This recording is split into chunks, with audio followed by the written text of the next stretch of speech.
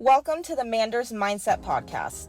Here you'll find both monologue and interviews of entrepreneurs, coaches, healers, and a variety of other people, where your host Amanda Russo will discuss her own mindset and perspective and her guest mindset and perspective on the world around us. Manders and her guests will help explain to you how shifting your mindset will shift your life.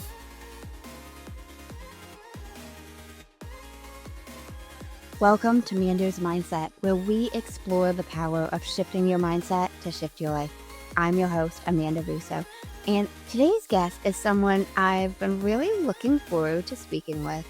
He generously gifted me a copy of his book, and even in the book, he quoted some things I find myself saying on the daily. So I am really excited for this. I am here today with Glen Van Peski, and he's known as the Trail as Legend. He's a pioneer in the ultralight backpacking community, and he's the founder of Gossamer Gear, which he launched back in 1998. And I am so excited to delve down his journey. Thanks so much for joining me, Glen. My pleasure. Glad I could be here. So that's an awesome bio, but who would you say Glen is at the core? I'm just a retired engineer trying to live my best life. I mean, we travel a lot. Obviously, the book has consumed a lot of my time kind of this last year, probably less going forward, I think. I'll devote less time to that. But yeah, we're just enjoying life in Bend, Oregon here in the outdoors. It's awesome. Now, take less, do more. I'm so curious. You talked about the minimalistic lifestyle in the book. If that was your history, like growing up, upbringing, can you take us down like family dynamic a little bit? Well, sure. So I was lucky enough to grow up as a free range kid, born in the 50s, pre-internet, rode our bikes around, no cell phones, no helmets. It was great. My mom thought TV was a terrible thing and would rot the mind. And so we never had a TV in the house. I was like, go outside and play. And she did have this quirk. I think we have a problem with being bored today in our culture. We're unwilling to sit alone with our thoughts. We need the distractions. And my mom had a good solution for this, even back then. If you were ever bored, you were allowed to say you were bored, but then you had to do whatever she gave you to do. So after spending one afternoon with a pitchfork turning over her vegetable garden, I never said again that I was bored. I could always find something that I wanted to do more than whatever I was sure she was going to come up with for me to do. So yeah, I grew up in sunny Southern California, great childhood. And then that came to a screeching halt when my parents divorced when I was in fourth grade. My mom put us three kids, assorted mice, cats, and dogs into her Dodge van and drove across the country in February. And we ended up in Massachusetts, Western Massachusetts, which was a shock for me. Snow and ice and none of my friends and new school and everything. But when I graduated high school, I rode my bicycle back across to the West Coast. So I've been on the West Coast ever since. You rode your bicycle? Yeah, 4,200 miles. How old were you when you did that? I was 17 when I left Amherst, Massachusetts. And again, this was still pre-internet, so we had no helmets, no cell phones. I called my mom from payphones twice during the summer, I think. It took us like 8 weeks. And she just figured, yeah, great. You've got all the skills you need. Have a great time. Did you go by yourself when you... I originally planned, and I don't know why, I was on a podcast and someone asked, like, were you always adventurous? Like, no. And looking back, I honestly have no idea why. I was kind of a geek, kind of studious in high school. I have no idea why I thought this would be a good idea and fun, or how I could even like be in shape to do that. But yeah, I was 17 when we left, and I decided to do the trip. And then three other friends decided to come along as I was talking up. They said, well, that sounds like fun. So there ended up being four of us doing the trip. And how long did it take you? It was like 7 to 8 weeks, and we were doing 80, 85 miles a day. So then you get there 7 or 8 weeks later, then Well, then I cycled down the coast. We rode into San Francisco. I rode by myself down the coast to LA area where my dad lived and was staying with them without any real plans. Without the internet, it was hard to find out things. So I kind of thought I wanted to be an interpreter. I liked languages. I wasn't really particularly good at them. But while I was staying with my dad and his new wife in the LA area, one of their friends had a small civil engineering company and they offered me a job. And it was $3.50 an hour in 1976. I thought I'd made it the big time.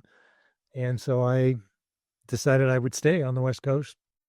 And as a result, I became an engineer and been on the West Coast up or down the rest of my life so far. now did you have interest in being an engineer? No, but my dad is an engineer. He's an electronics engineer, double E.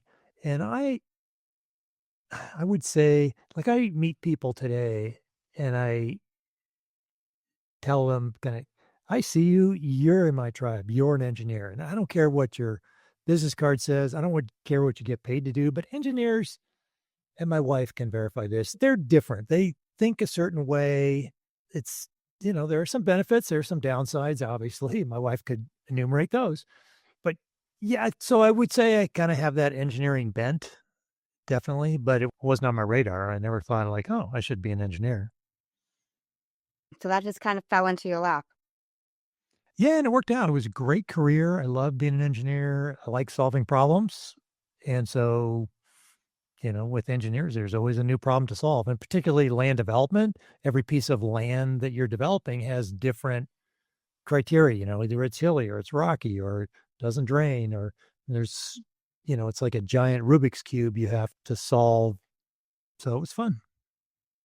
Okay, so you start engineering. And how long did you do that? Well, I did that till I retired in 2017.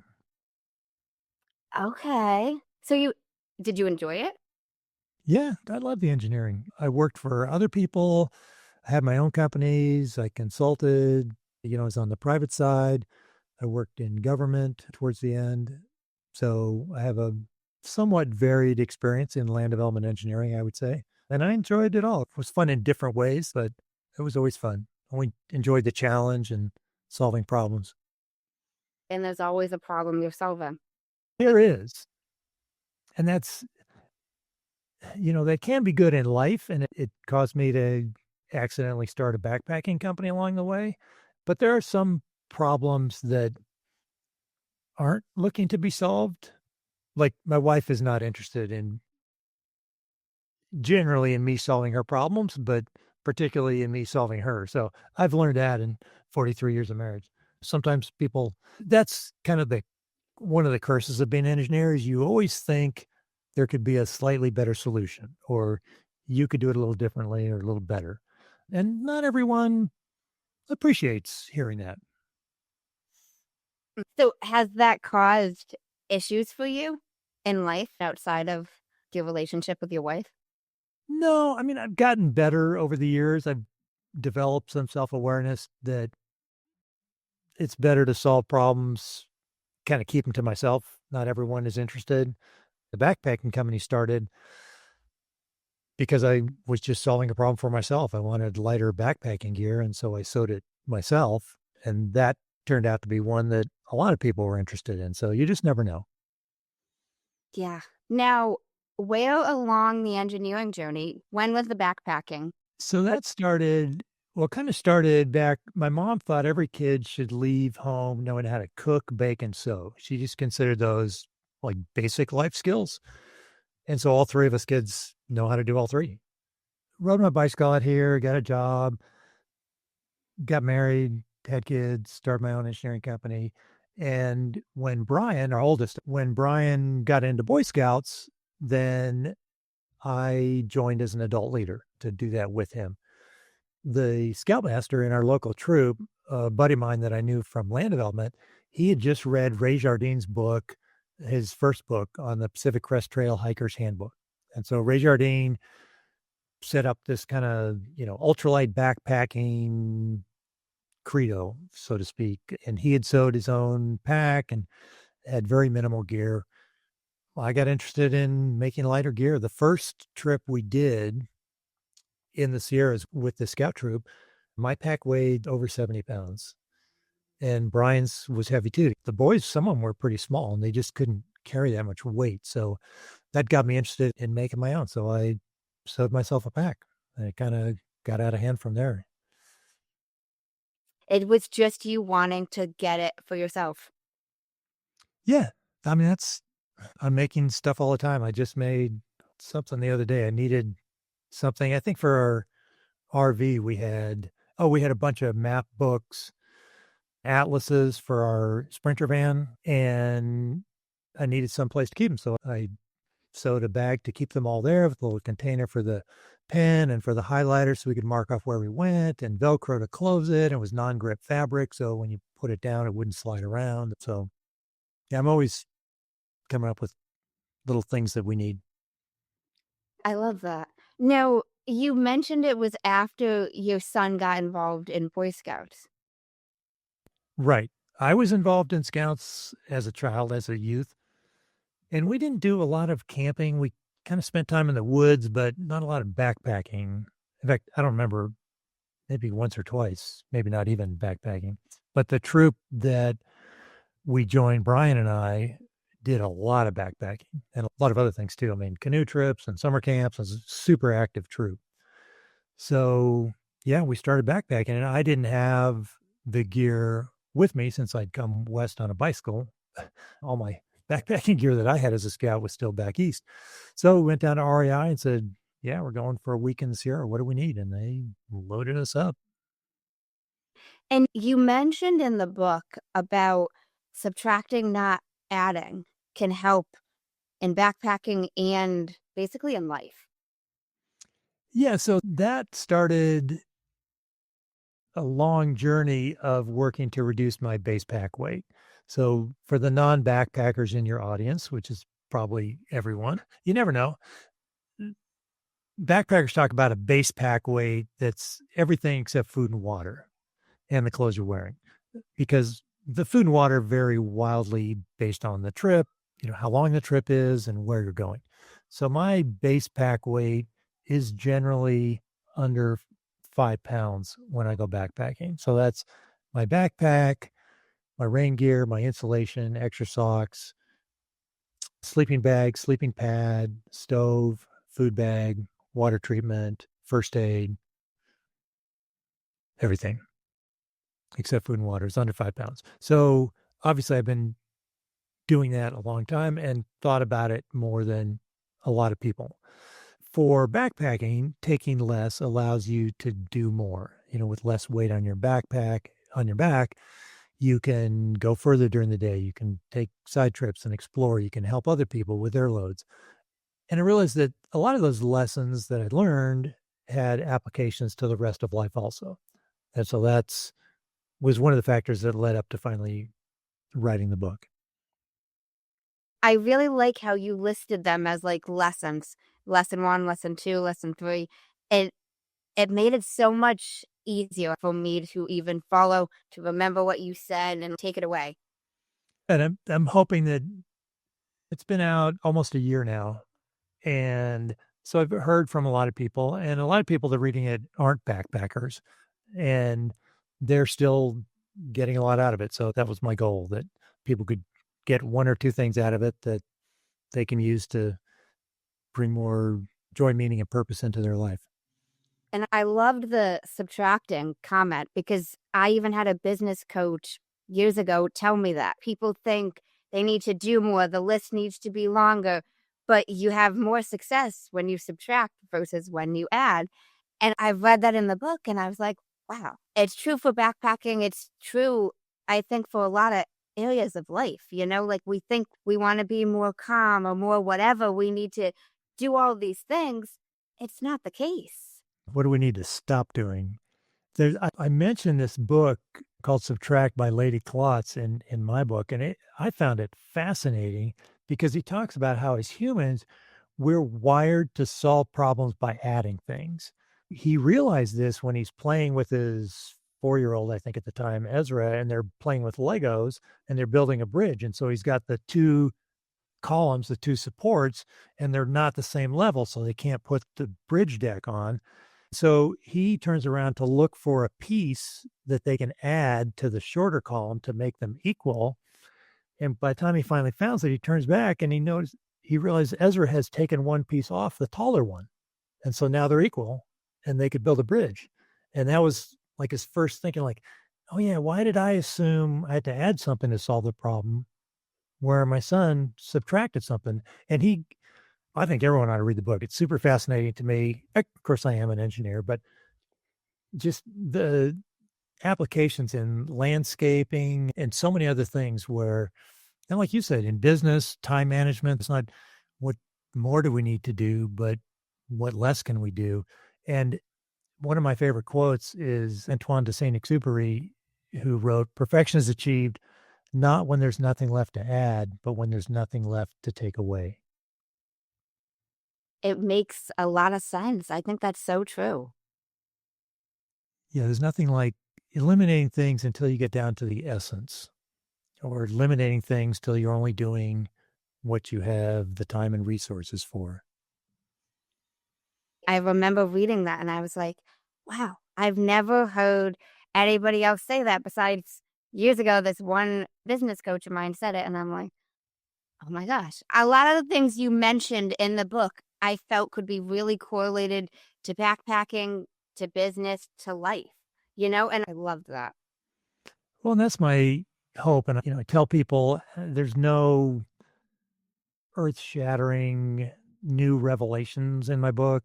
I think most people like you will probably read some things, go like, oh yeah, I have heard that before. But I also realize that people hear things when they're ready for them and hear them in different ways. My modest hopes for the book is that the stories I told and the words that I used coincide with the right timing in some people's life, and they can take something away from it that'll improve their lives. There were so many gems in it. There were so many gems in it. You know, you mentioned, and this is a quote I say probably at least 3 times a week, but about how, and I might butcher it, but people will forget what you said, they'll forget what you did, but they'll never forget how you made them feel.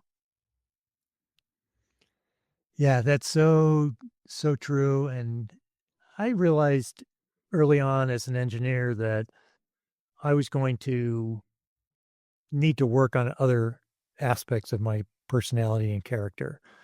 And one of those was I realized that no matter how hard I worked or how smart I was, anything I wanted to accomplish in life was going to be with the help of other people.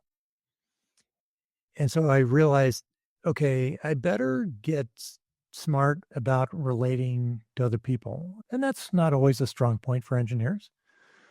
So, yeah, I've worked hard on that and continue to work on that to build those relationships and to be a good friend, to be a listener, to write. I'm a big fan of personal notes, handwritten notes. I think there was a day and age not that long ago when that was expected. That was just a part of, if you were polite society or you were just a regular person, you wrote handwritten notes. And with email and everything, it's gotten rare, which to me is an opportunity because it surprises people now when they get a handwritten note, a follow up, something like that. And so that's an opportunity, something you can exploit to, create connection, create those relationships. You mentioned something, and I might butcher how you said this exactly, but it was something I had never thought about or never heard, but it was like a mindset shift for me in the moment. But you were talking about being connected with other people and about being humble and how it means something about being willing to receive. And if you're always looking to give, you're looking to be in control. Yeah, it's important when you realize, and you've probably been in a situation, or many people have, I think, where you've tried to give and someone wouldn't accept it. And, that, there's nothing you can do about that. And people do that for a variety, maybe it's their pride, or maybe they don't want to feel like they're in debt or something like that. But that interrupts the flow. And when you refuse to accept or accept graciously, then that's as bad as never offering to give. Anytime you want to give, someone has to receive. And so it's good to be, and everyone has different skills and giftings. And so it just makes sense to help each other out. Something that we're good at and someone else is not. The, Being generous makes the world go round for sure. I was a little blown away with if you're trying to just give, you're trying to have control. Like even in past times have struggled with like always trying to help people. And I was like, wow, that's almost me trying to control the situation. Could be. I think it depends on if you're always trying to give and you refuse to accept. To me, there's like much of life, there's a balance to be sought there. I get that. Now, in the book, you also explained exercise and gratitude is a big part of having a life characterized by purpose and meaning. Can you share some examples of how you address goodness in one's life? Sure. Well, I think backpacking helps with gratitude because it gives you a new appreciation for all the conveniences of modern life. When we're at our house and we're a little cold or the internet's slow or something like that, it's easy to get discouraged. Yeah, this is terrible. But if you spend a week with a very light pack, sleeping in the dirt, treating your water, shivering around a fire at night, when you get back home, it's amazing to just have water you can drink out of the faucet at any temperature you want, hot showers, a soft bed. Cell service is a miracle if you've been without it for a week. Although there certainly are benefits being without internet for a week. Backpacking is one way to get gratitude for everything else in life that otherwise we just take for granted. I was recently going somewhere with my wife on errands, and we're going down this road kind of toward town, and suddenly there's like traffic, and there's not a lot of people in Bend, so that was rare, and I could see a lot of brake lights, and I don't sit well as a general rule. So I'm like, I take a left turn to go up to the next parallel street, and it's blocked off for construction. I forgot about that, which is why there was so much traffic on the street we had been on. And now we were even further behind on that street. And so I was getting super frustrated. And then I thought, wait a minute here. Well, just take a step back, take a look at this. You're retired. You have no deadline. It's a beautiful day. You're in a car that functions perfectly. You've got a beautiful woman sitting next to you that for some reason thinks you're fun to hang around with. I was like, what's your issue? It might take 10 minutes longer. And it just completely changed my mindset and allowed me to enjoy the journey instead of getting frustrated at roadblocks. I love that. That's an amazing shift that you had, and that you just had that shift in the moment. Yeah. So, I mean, sometimes someone will say something, or sometimes if you get good, you can catch yourself. I really enjoy a blog post I read once by David Epstein talking about gratitude as a 2 by 2 matrix. And on one axis, you can tell I'm an engineer, he has things you want or don't want. And on the other axis, things you have or don't have. And he says, most of us, we're grateful for things that we want, that we have, you know, good health, nice car, good apartment, good job.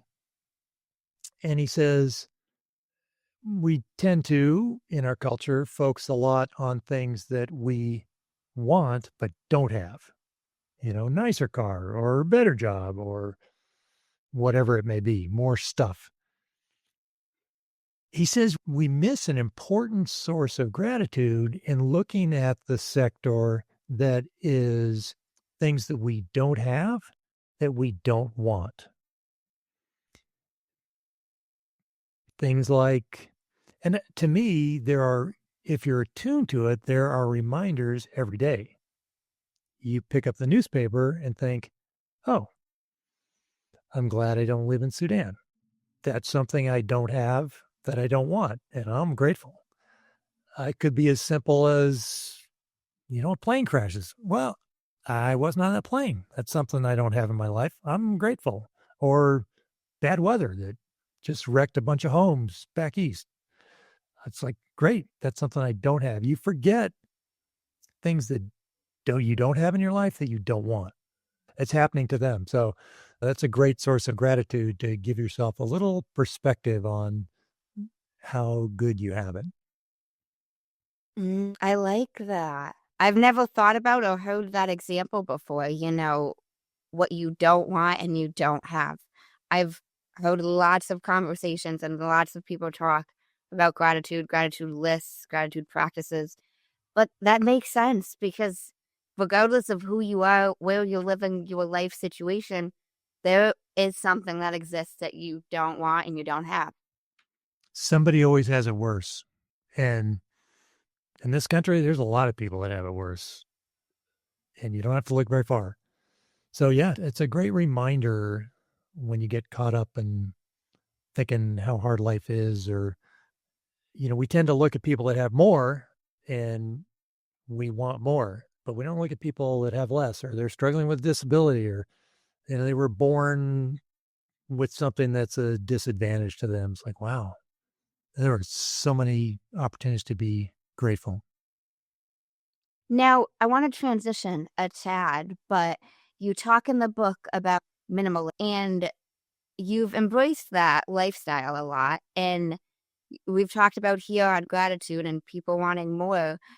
How would you recommend listeners and people listening to us be able to apply minimalism in their life while still remaining grateful? Well, first I have to be transparent and say that the one area in my life that I've best done minimalism is backpacking. I backpack with very little gear. In other areas of my life, I'm not as minimal as many people. Part of that is being married to Francie, who has a different relationship with stuff. You'll notice a marked difference in our house between my rooms and her rooms. And the common rooms are kind of a combination of them. I think the point of minimalism is not just owning less stuff, but it's having more time, energy, and money for things that matter. One thing I've done is, it's so easy for us to buy stuff today. I mean, you click on something on your phone, boom, it's at your mailbox a couple days later. And so I have a list on my phone, a note on my phone called When I'm Rich. And let's face it, I am rich. I mean, I could buy pretty much whatever I wanted. But the thought is, like, if I wake up and I'm Jeff Bezos or something, I've got so much money, it just doesn't matter anymore, then I might get one of these. And so it's super powerful to, when you see something, you think, oh, that looks nice, to just put it on a list. And then usually I just forget about it. And if I look at it, maybe I'll look at it next time I look at the list, like, yeah, I don't know. Because most of the stuff is just an impulse buy. We look at that thing and go, I don't really care about that anymore. And so you've just saved yourself that junk and spending that money and the time and hassle. And there was a fascinating, there was article in the Wall Street Journal on people having too much stuff. And there was a couple of fascinating things in there. One was that U-Haul has increased the size of their trucks over the years because people have more stuff when they move. But there were fascinating statistics on the percentage of people who said they bought something that they know they have, but they just can't find it. So they have to buy it again. And well, that would be my nightmare. I hate that when you have a hammer, but you need to buy another hammer because you don't know where the hammer you have is because you have so much stuff. I feel, and I don't know how to explain this the best way, but I feel like there's an energy to things and to having, like, whether it's clutter, whether it's just having too much stuff, because like I've been around places and people's houses that had too much stuff, and I felt a different energy. Yeah, I mean, there's a couple reasons for not accumulating too much stuff. One is it takes money. It wastes money you could do other things with. And then two, and I think people forget this, and my wife would probably disagree with me, but I think stuff takes energy. You see it, you think about it, or you're looking for stuff that's hard to find because you have so much stuff. And I think it takes energy to have stuff. And I'm not the only one that says this, and it's probably not true for everyone, but it's certainly true for me. When there's more stuff, it's just like, you're worried about the stuff, you're worried about losing the stuff, you're worried about someone stealing the stuff. It's just, you have to dust it and clean it, organize it. I don't know. Doesn't bother Francie, but it bothers me. So we work it out. But, a buddy of mine has a even more sophisticated version of my when I'm rich list, and he puts himself on a shopping diet. So if he thinks of something like, oh, that new backpack or that book or something would be nice to buy, he puts it on his shopping list, and then he gives himself 2 windows a year. And so when that window opens up, he'll pull out the list and he'll look at the stuff that he's written down of stuff that he thinks he would want to have. And he says that 70 to 80% of the items he either eliminates from the list because, like, nah, I don't care about that anymore. Or it's like, yeah, I might want it someday, so I'll leave it on the list, but I'm not going to buy it right now. So he only ends up buying twice a year when the shopping window opens up a very small percentage of stuff that's on the list. Whereas I think most of us, if we don't put it on a list, we just buy it. I think that's so true. There's so much impulse buying because we live in this society of you want it instantly. Yeah. And we can now get that in a lot of ways, like Amazon Prime, all these different things that can be there the next day. And then a week later, people don't even want it.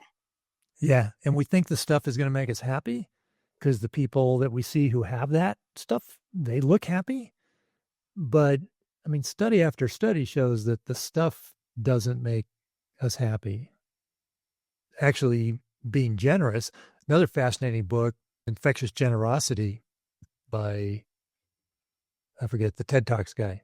Super fascinating studies on how being generous creates happiness that lasts. Whereas the happiness from you buy that trinket, you might be happy the day you get it, maybe a week later, but in a year, you won't even care. But if you're generous, and they did studies where they give people some money that they could either give away or they could keep.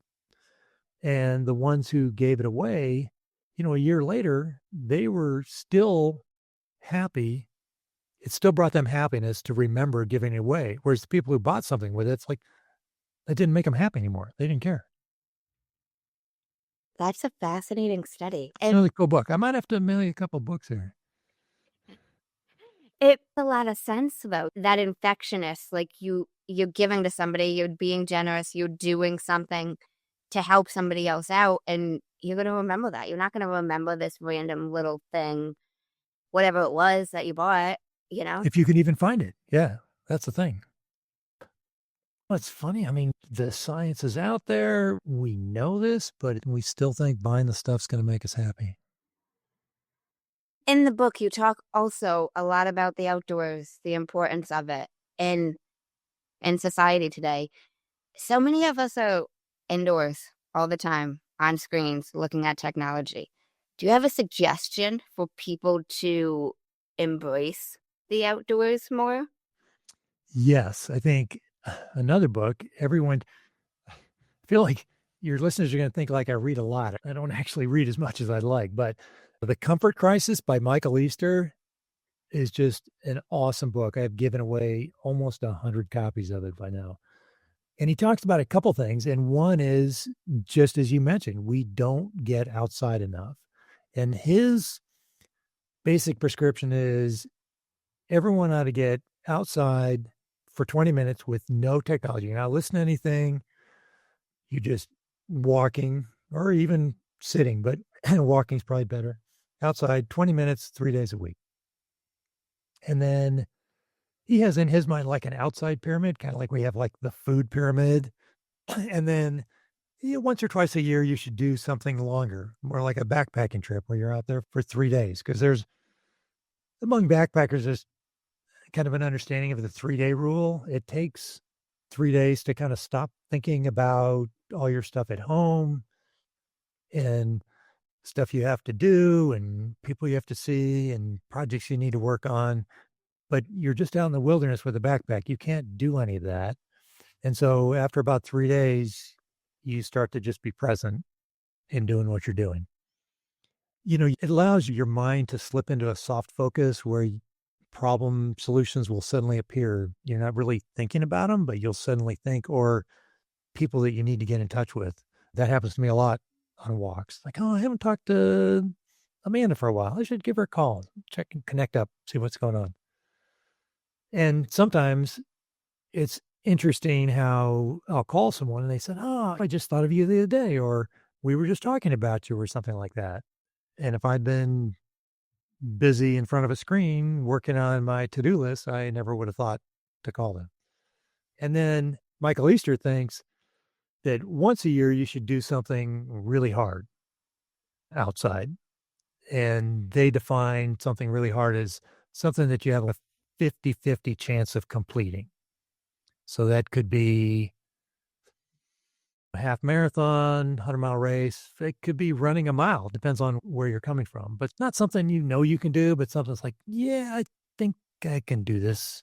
Just to kind of push your limits and to, it could be delivering a speech. Maybe it's not even something outside, but that you push yourself and explore your limits once a year with something big.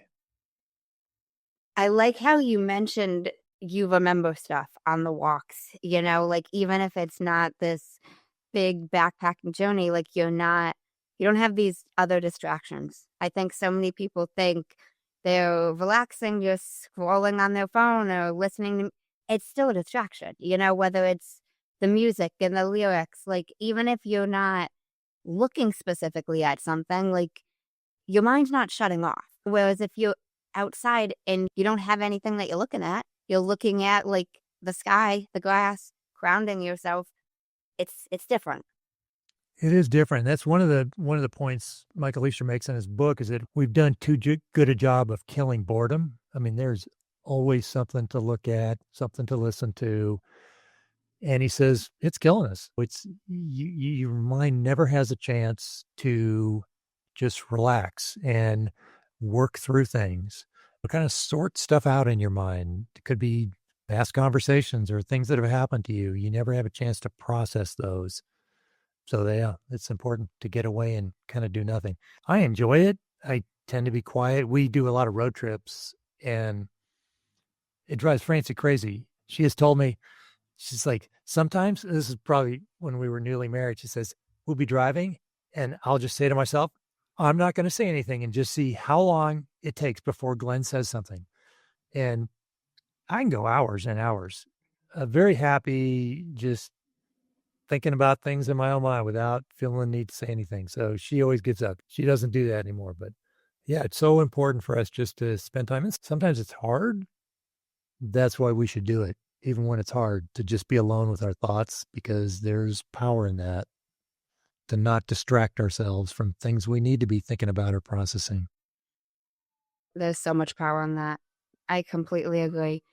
And it is hard, like you mentioned, but something I've done, not necessarily for outside time or screen time away, like that comes easy to me. But like time blocking it, like scheduling the 20 minutes, like 3 times a week, we all think we have no time, but if you sit down and you audit your time, you got 20 minutes and schedule it when you don't have the kids, when you can put the phone down and go outside for a walk. Like everybody's got 20 minutes, like that's 2% of your day. Yeah. And it could even be for people that are back working in an office, you have a half-hour commute. Instead of listening to the radio, don't turn the radio on. Just think and see what comes up. It's so true. People have such a hard time with the quiet, but embrace the uncomfortability at first. Exactly. Yeah. Lean into it because there's some teachings there. I mean, it gives you a chance. Like for a while, was working and I had about probably 45-minute commute. And it was so great because I worked long hours, but when the ride home, I could kind of think over conversations, things that happened, like, oh yeah, I might do that a little differently next time. I could kind of process the day. So when I got home to Francie and the kids, I could be present there. My mind wasn't still at work. So that can be a valuable tool there. It makes so much sense. Have you always been able to be comfortable with the silence, with the quiet? Pretty much, yeah. So there wasn't something that necessarily helped you with it? Well, I mean, I grew up before there was distraction, basically. We didn't have a TV in the house.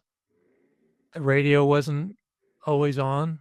I don't think the radio was ever on. You spent a lot of time, like, just thinking things. I get it. But I think even people listening to us, training the muscle of it, and anything with practice, I think you can train. Yeah, and to me, if something's uncomfortable for me, it's like that tells me something. And it's probably something,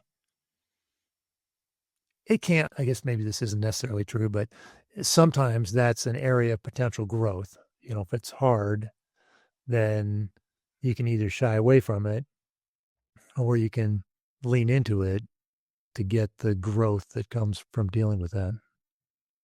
I think there's so much growth on the other side of whatever it is we're uncomfortable to do, seeing how it is. Like, Yeah. I think that's so powerful. Well, thank you so much, Glenn. I really appreciate it.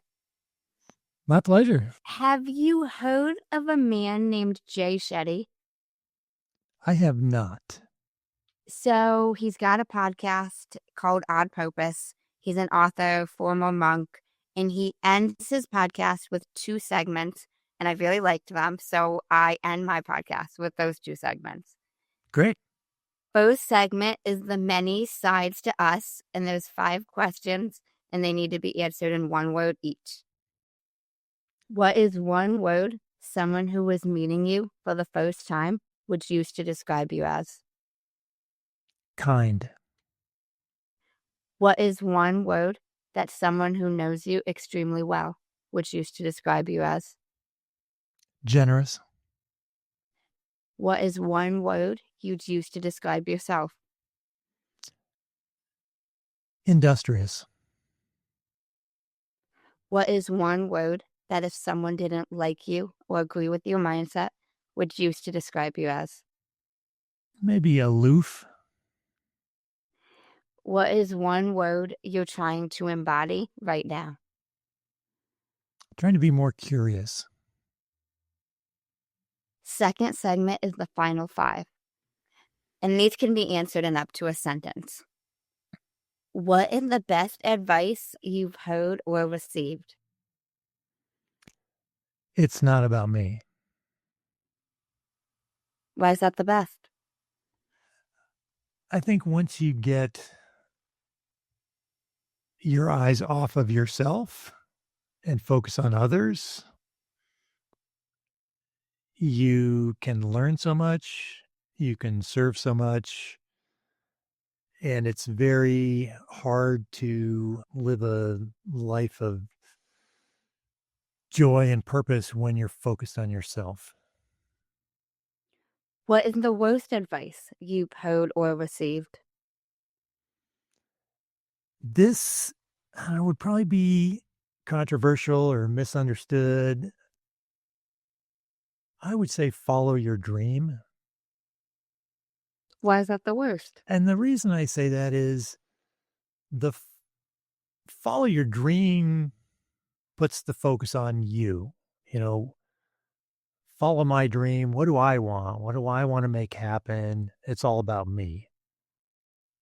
And I think the richness in life is from opening your perspective and looking with an outward focus instead of an inward focus.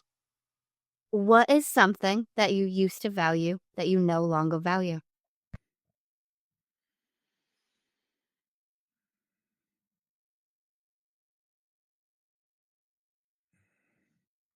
I'd say hair because I used to have some and now I don't. Long hours, I guess. I worked long hours my whole life, and I don't work as much now that I'm retired. I get more sleep. So that's something I value. I guess the opposite, something I value now that I didn't used to, sleep. If you could describe what you would want your legacy to be, as if someone was reading it, what would you want it to say? Glenn touched other lives with his generosity and inspired people to take less and do more, to have more joy, purpose, and meaning in their lives. That's beautiful. If you could create one law in the world that everyone had to follow, what would it be? And I want to know why. So my new law is everyone has to get outside for 20 minutes, 3 days a week with no electronics.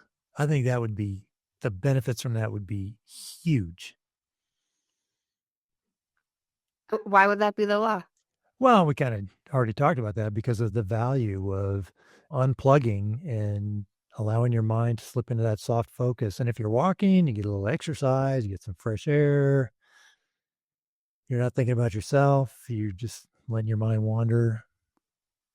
The world would be a better place for sure. I completely agree.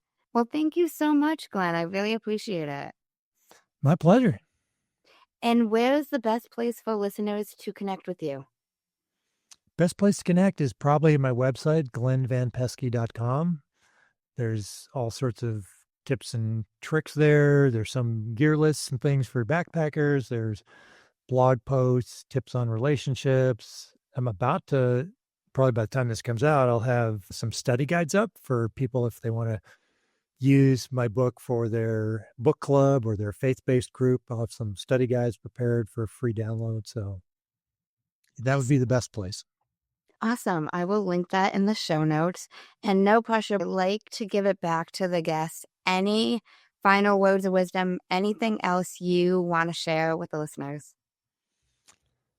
I would just sign off with the thing I sign in books a lot, which is work hard, be nice, stay curious. I love that. Thank you so much, Glenn. My pleasure to be here. And thank you guys for tuning in to another episode of Manders Mindset.